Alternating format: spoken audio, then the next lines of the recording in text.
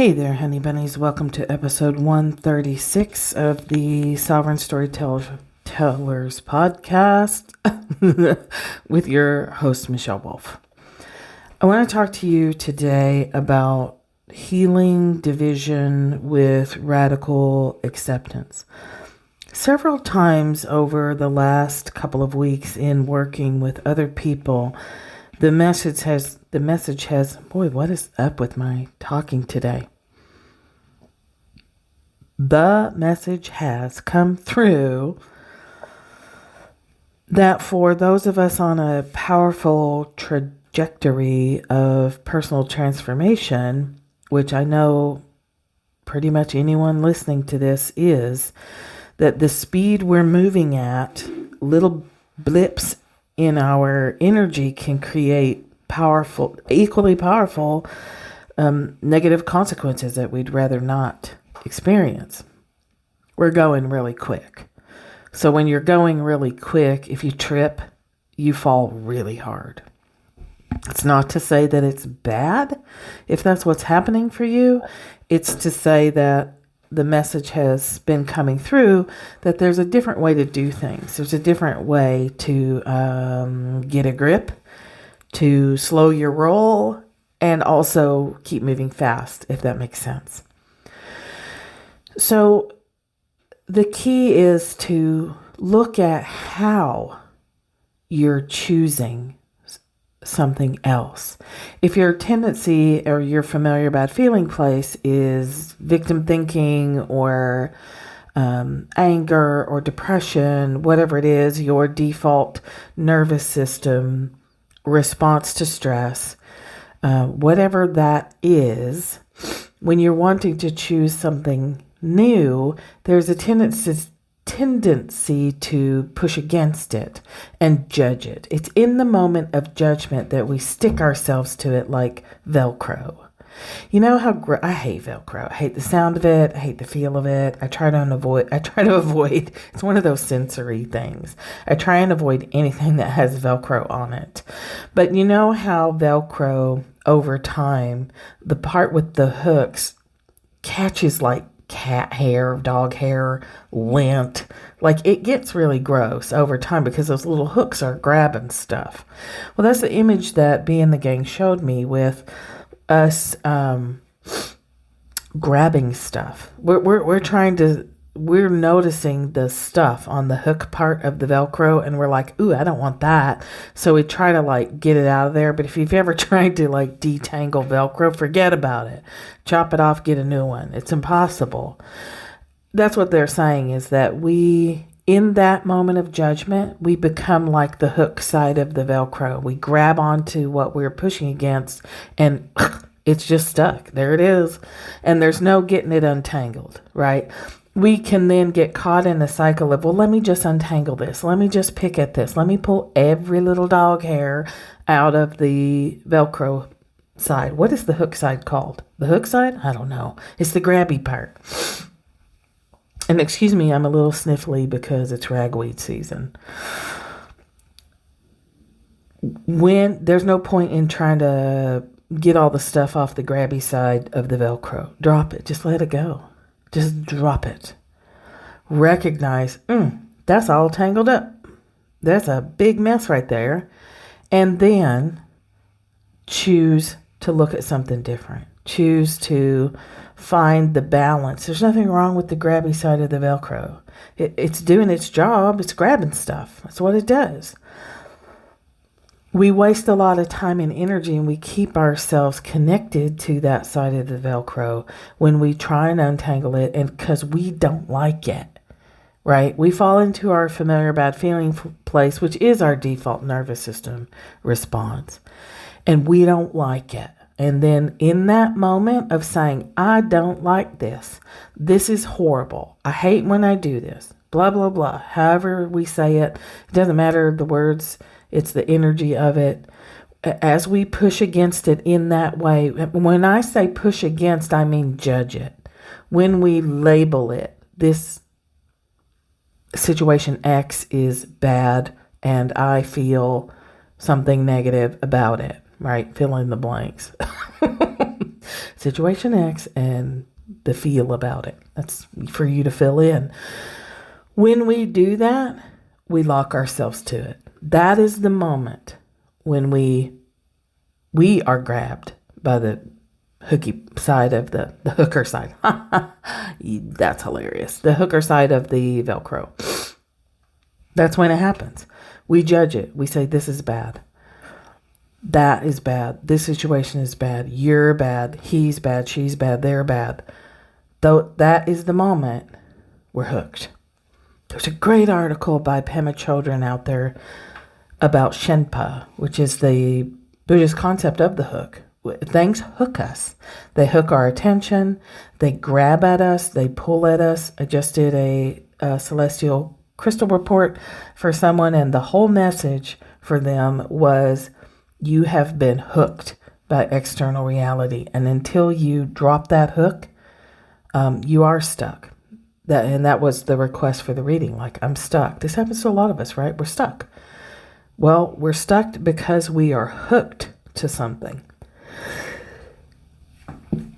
Oh my God, I almost sneezed right in your ear. I was trying really hard to get to the pause button so I could just sneeze, and I missed it. So sorry. I did stifle my sneeze though, so my ears just popped. Oh, this is the joy of live podcast. Uncut reality, unfiltered wolfness. Okay, hold on just one second. I do have to do something. Do something with this nose. Okay, I was able to get to the pause button and spare you all that grossness. So how do we do this? Well, that is where radical acceptance comes in, and also radical honesty. We have to say the honest thing with loving acceptance, with compassionate curiosity. I know I hammer that compassionate curiosity topic a lot, but it's because it is a powerful tool to set yourself free. It's a powerful approach to busting shame, to ending guilt, to literally unsticking the stuckness, right? Compassionate curiosity reminds you that your nervous system is wired for a default position under stress. We used to talk about this in drug and alcohol rehab when I was a treatment provider. You have a go-to place under stress, and that go-to place, I'm not sure that it ever changes, but what does change is we get really aware, like, what is my go-to place? What is my familiar bad feeling? And how is that, if you like the science part of it, what is my familiar bad feeling place? Which nervous system is that? Dorsal vagal, ventral vagal? Which one is it? You can learn all about the mechanics of it, which also helps set you free from shame. You can't help it. Your people relapse when they don't know they have a familiar bad feeling place, or they judge it really harshly. If you don't know you have it, you don't understand that when you're in that place, you can't make decisions. You can't see clearly. You can't hear clearly. You can't think clearly. You are, in effect, offline. You don't have access to your prefrontal cortex. You don't have access to the part of you that can assess things clearly and objectively. You don't have it. It's not available to you. The plug has been pulled. You're just miserable. Well, when you know that you have that, you can mitigate it. You can take better care of yourself. You can say, okay, and this is a pivoting point, right? You don't say, oh my God, I fucking hate that familiar bad feeling place and I'm so stupid. I keep falling into it, all the crap. You can say, oh, I have a default position that I fall into under stress. Something happens. It can be any kind of stress. It can also be good stress. All of a sudden you get a bunch of money. You can fall into your familiar bad feeling place because you're under stress. Something is different. Remember, we talk about this all the time. Something different in your environment equals danger, to your nervous system just because it's different. That's all it takes. My dogs used to lose, when I had dogs, I don't have dogs right now, I have a bunch of cats. But when I had dogs and I took them out in the backyard, if there was a piece of trash in the yard, oh my God, they would lose their mind just because there was something different in their familiar environment, and they would rush and bark at a plastic bag. Like lose their shit over a shopping bag because it was different. We're no different than dogs. A cat will lose their shit. Something's different. They'll sneak up on it, bounce all around, creep up on a piece of cardboard or something that's different in their environment. We are just like that. Something different. Doesn't matter if it's good or bad. Doesn't matter if you've been waiting for the love of your life and they show up on your doorstep. You'll freak out. You will fall. You may fall into your default position if you don't understand that you have it. And then you don't build in compensatory tactics to not fall into it. This is where you build a daily practice before you're stressed, so that when you're stressed, you stay conscious and awake enough to not push against it, to not judge it. So, and therefore then be stuck in it, be attached to it, be hooked into it again. Something wonderful happens and you're like, ooh, my system's going to, or you see something coming toward you. I recently experienced something very wonderful that came out of the blue. I'm now the marketing manager for Karen Curry Parker. Oh my gosh, I haven't been this happy in a long time. And I didn't know that was coming. I didn't expect it. I wasn't aiming for it. It's tremendously joyful event for me. And immediately I wanted to go eat. Right? Immediately I'm like, oh my God, now I'm so tired, because that's my default. But I know that. Okay, so I'm going to want to collapse now under the joy because it's different. So, of course, I didn't. I booked things in to keep me in motion, to keep me busy, to keep me physically moving, so that I wouldn't unconsciously collapse. Because my default is dorsal, just to collapse, to just fold. And I have judged that, really badly. And a lot of us do. We judge the depressive moments. We judge those times when like all the air goes out of you and you just don't have any energy left. Like we really judge it. And the judging keeps us there because we can't stay awake to it and aware to it.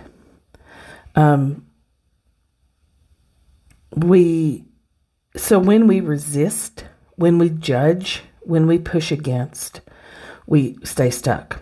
And we've done that forever, but now we're moving at a faster pace. And so when we do it, it hurts us more, which they're saying, wake up to this even more. Make conscious choices even more than you have. You might need twice a day practice. You might need to put your phone down and shut everything off for 2 hours in the morning and at night. You can still do your work. You can still do your thing, but you don't check the phone or whatever it is that's keeping you unconscious. It's that looking for the unconscious. Let me say that differently. Looking for the ways that we're continuing to choose unconsciousness over conscious awareness. Conscious awareness comes with a lot of responsibility.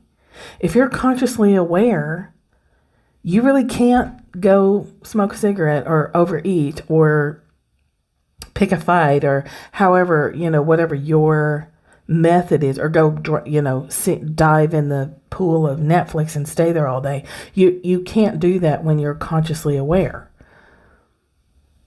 because it will hurt you even more. You're consciously choosing to hurt yourself once you're consciously aware of how you hurt yourself. See what I'm saying? And then you're left in that uncomfortable place of, well, now what? All right, well, I'm not going to go unconscious, and being conscious right now is a little bit painful. It's a little bit not so fun to be consciously aware. But it gets fun. You start to see, oh, when I judge that person, when I judge that situation, I'm attaching myself to it. I'm sticking myself to it. I'm becoming that dog hair stuck in the Velcro when I say, that is bad. That's bad. I don't like that. Okay. It's okay to not like that. So then we land in the both and territory, right? It's okay to not like it. Not liking it and being super honest about that, not liking someone and being super honest about that is not judgment. It's acknowledgement. It's not putting a story after the period at the end of the sentence. I choose not to spend time with that person, period. Not, I choose not to spend time with that person because they're such a terrible person, blah, blah, blah, blah, blah, blah. There's no story after that. You just choose not to.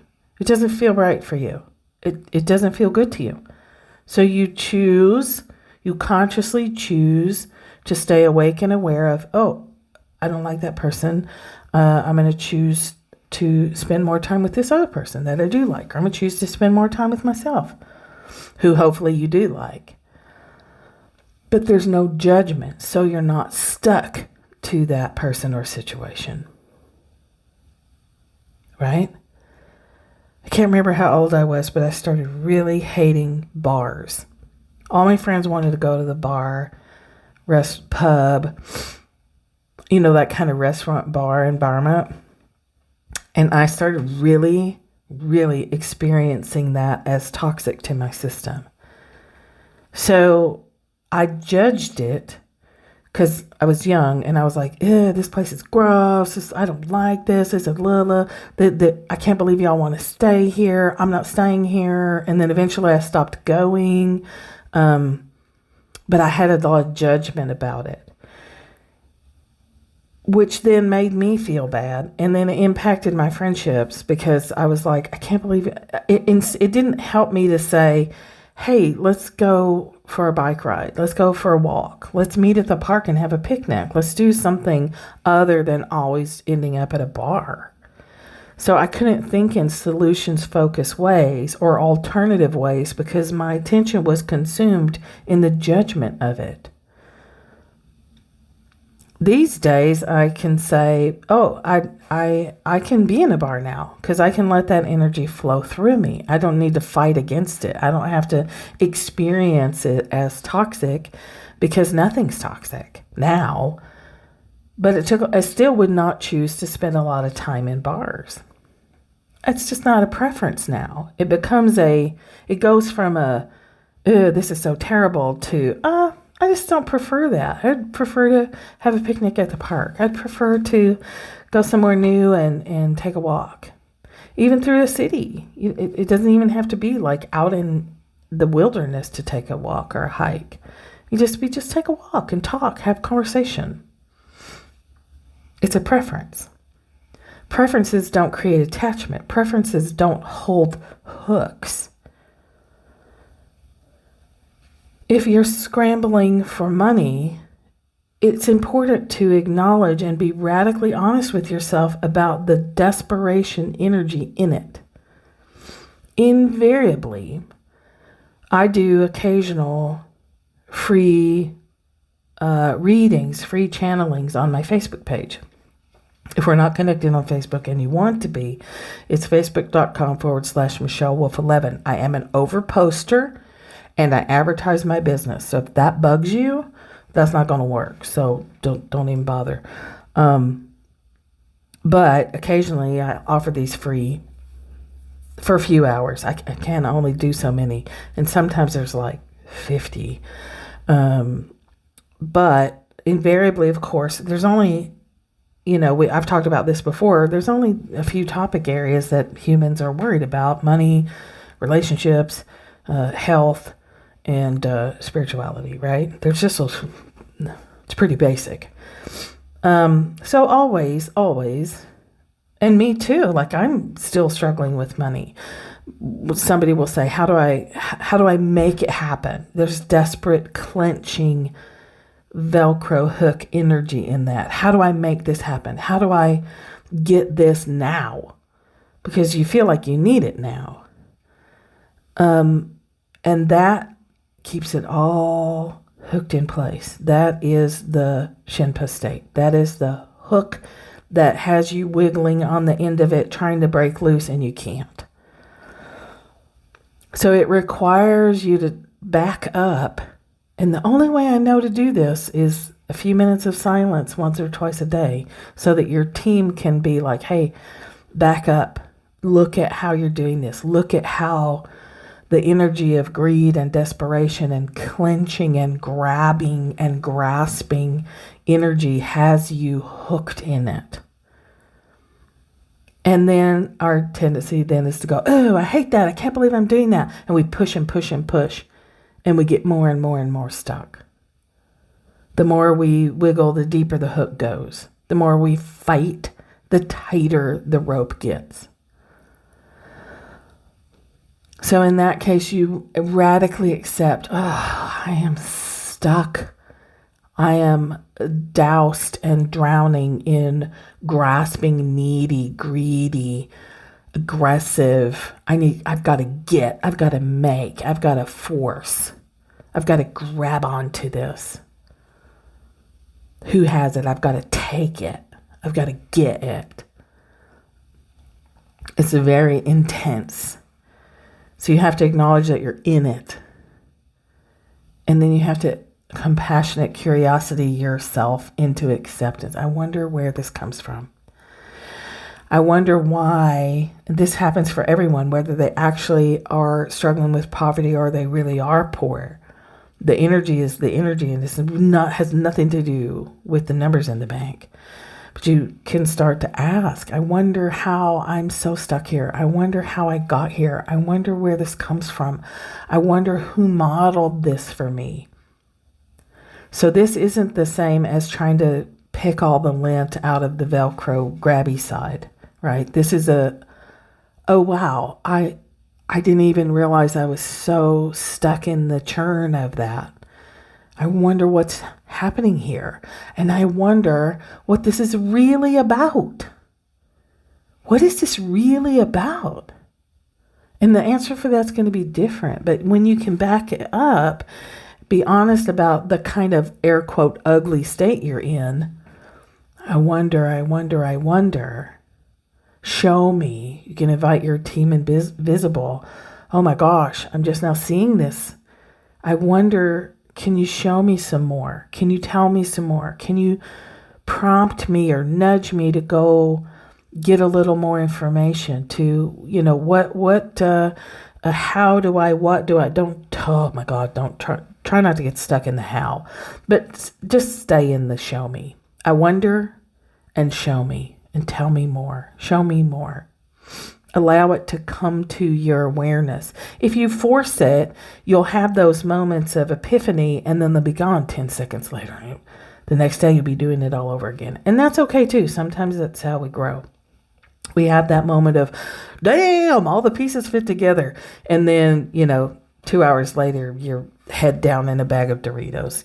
It's okay. But there is a way to just keep asking and inviting. I invite myself. I invite all the parts of me. I invite my team invisible. I invite my genetic memories to come to my awareness. It's not that they're not there. They're there. But you can't see them. Just like when you're looking for your damn keys and they're right there in front of you, or you're looking for your sunglasses and they're flipping on top of your head, but you're not even aware of it because you're, in the intensity. When we can let go the intensity through radical honesty that we're doing it, and through radical acceptance, maybe forgiveness, entering into compassionate curiosity, and then it opens up. And then the answers come. A lot of times people will purchase a reading And I know for a fact, and that being the gang tell me, they're only going to hear about 10% of this, which is why I always send the recording. And I prompt people, listen to this more than once. Listen to it more than once. Because I'm telling you, your mind is fighting even on an energetic level. There's a part of you that doesn't want you even to have purchased this reading. I don't say that out loud, but that is a lot of times what's happening. And it's okay. It's just human, right? We have a brain that does some things. We have a mind that functions in a kind of laughably predictable way once you get on the other side of it. It's not so fucking funny when you're in the thick of it, but it's predictable. It's mechanical. So when we can get on the other side of that, then we release ourselves. Well, I'm going to say that differently. We don't even release ourselves. We are released. We are relieved of the heaviness and the intensity because we have let go of judgment and we have said, I would like to experience this differently. How else can I see? How else can I experience the energy of money differently? How can I experience? Show me how I can experience the energy of love differently. The energy of dating or whatever it is you're into right now. The energy of fill in the blank differently. Because I know I have a mind that has me looking only in one direction.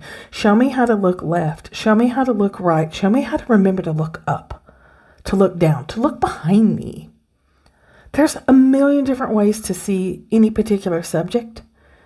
But you have to know that your vision is, you've got tunnel vision, and you have to ask for alternatives. What other solutions are available here? I've learned to trust that when a situation looks like a cattle chute where you're just being shoved one direction, I have learned to say, I know there's other ways for this to happen. Let me say what I want to have happen and let me back up and see what happens. Situation X is occurring and I say, here's what I want based on what I see and what I feel. Now let me state that. If there are other people involved, let me tell them that. And then let's see what happens. Let's just take the hands off the wheel and let it be brought to you. Let yourself be released. Because when we try to release ourselves, we're wiggling on the hook, right? We're stuck in the Velcro. So again, the key point of that is we heal division when we radically accept the judgment, which keeps us divided. And we compassionately curiosity ourselves into honesty. And then we are released. Then we are a house united.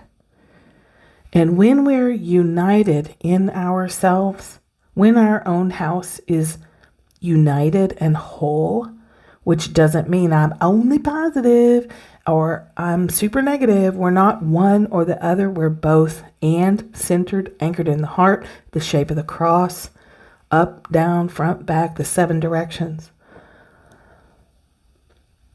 That is what we give as a gift to the collective. That state of wholeness, allowing ourselves to own and embrace and, dare I say, love all the yucky parts and the yummy parts and all the parts, and not even label them as parts anymore. We are centered and embodied. We're a giant ball of dynamic, complex, layered, gorgeous energy. And what better gift can you give to the person standing next to you?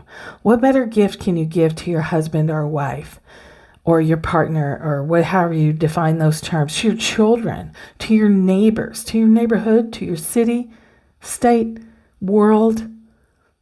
What better gift can you give to every person who crosses your path than to have a point of an opportunity for them to attune to this amazing energy that you are radiating? I teach Force Reiki in that way. We're not sending energy anywhere. It's impossible to do that. We attune ourselves with the help of plant consciousness, and we hold that state as a living embodiment, as a field of vibration. It vibrates. It's got a tone to it. There's a sound to it. And we give it by being it. Giving in this context is not I have something you don't have. I'm going to give it to you. Ooh, I'm such a good person. And now you better say thank you. That's transactional giving. This is a giving through being. This is a healing division through being, wholeness in yourself first. First. You are not going to heal division in the world until you claim and experience and embody and do the work of being whole in yourself first. And there is no label. Wholeness does not mean you always feel happy. Wholeness means you allow happy, sad, depressed, excited, loving, hating, dark, light, ugly, pretty, all the things have room and space at the table that is you. No one is excluded from inside, so no one is excluded outside. And that doesn't mean that you spend time with toxic people who have not done the work that you've done. You just prefer to spend your time elsewhere. But there is no judgment. So toxic person doesn't keep showing up in your life over and over and over again, wearing a different face and having a different hairstyle. Because you didn't push against it. You said, oh, you're doing that thing? I love you and accept you. And I get that you are not, that you're doing your life the way you do it. I prefer to be somewhere else. I prefer to take if it triggers stuff in you, I prefer to take that trigger as not something that I need to deal with you, as something that is a great message for me. Find the wholeness in yourself. Heal it through that very specific process. Start with radical acceptance, which leads you into being compassionately curious, which leads to your ability to be radically honest with yourself, which leads to, again, another radical acceptance layer, which leads to this glorious experience of wholeness. And as you simmer in the wholeness, you gift just by virtue of your being state, just by being in that state, you give a gift to the world. I've said this many times. There is always someone praying for humanity. There's not a minute of the day or night that you can't tune into someone on this planet praying for your salvation, praying for your happiness. It's always there. When you're in this state of wholeness, you are that light in the darkness. You are that point in time and space where someone who's suffering can tune in, and you've made a light available for them, to a life raft to grab onto, a light in the darkness to reorient to. You become the answer to other people's prayers, and there's no effort involved. You're not doing, you're not sending, you're not tinkering, you're not involved. You're whole. That is how we heal division. And that's all I have for you today. And just sending you so much love and support on your journey. I don't have any business offerings at the moment that are outside of anything that's always available to you. Those celestial crystal reports and human design readings, one-on-one coaching. I do have one spot open for that. But let me just leave you. You know where to find me. planethumandesign.com, thatmichellewolf.com, facebook.com/MichelleWolf11, the podcast. You know where to get a hold of me when you're ready. So, until we speak again, think less, feel more, and love you so much. I'll talk to you later.